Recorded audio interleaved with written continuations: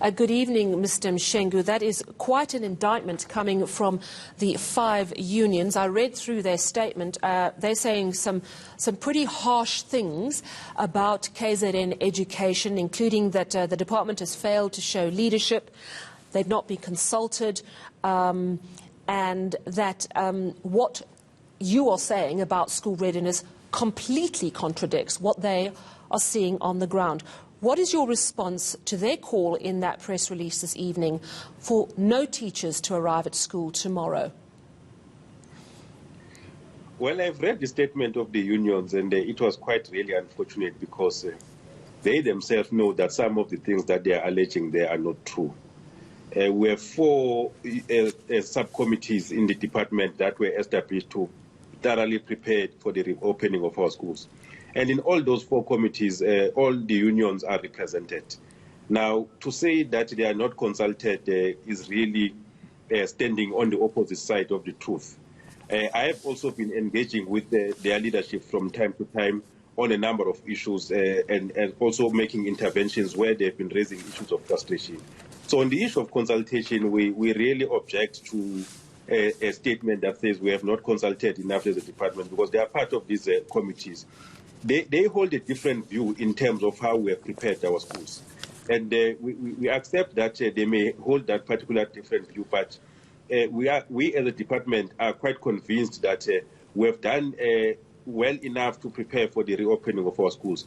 As a department, we have procured all the PPEs and all the other essentials that we had agreed on as a sector. And we procured for a period of 6 months so that we ensure that at no stage in the province where we run out of these COVID-19 essentials. The reason why we postponed their return, which was supposed to be on Monday to tomorrow, was because the deliveries of these essentials was made to district as well as circuit offices. So we had to take them to schools so that they can start preparing, and that is why we had to request for the postponement. We have been receiving, in some instances, non-cooperation from principals and other circuit managers who will then go around and hide behind the work of the union. Some principals have been refusing to open gates for these deliveries. Some will say that, no, I'm at the school, and when the people get there to deliver, the principal is not there.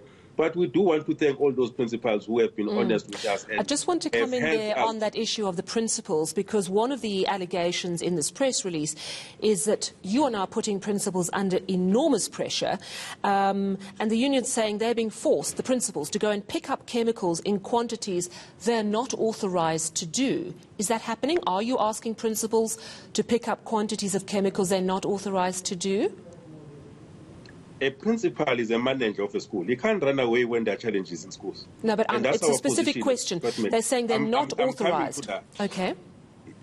We have requested principals first to collect masks, and masks are not a hazardous issue. And we have received the refusal from certain principals to collect that.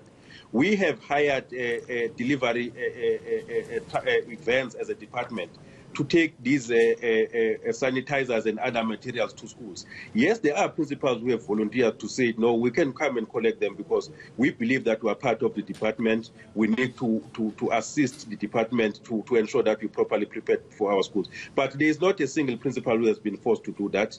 If there is such, I'm willing to even engage further on that and get specifics of a person who coerced such a particular principal to collect the sanitizers in their vans and all of those things. Right. Obviously, we have encouraged the principals to work with us because at the end of the day, they are managers of the school. They can't just sit on their laurels. In that regard. Mr. Mshengu, I'm sorry to jump in there. So it seems that they're accusing you basically of lying and misrepresenting the truth. You're saying that's absolutely not the case. So the two of you seem poles apart. Nevertheless, there are 5 unions who've written this statement. They are saying they're not coming to school tomorrow. No teachers, no action. What are you going to do about this?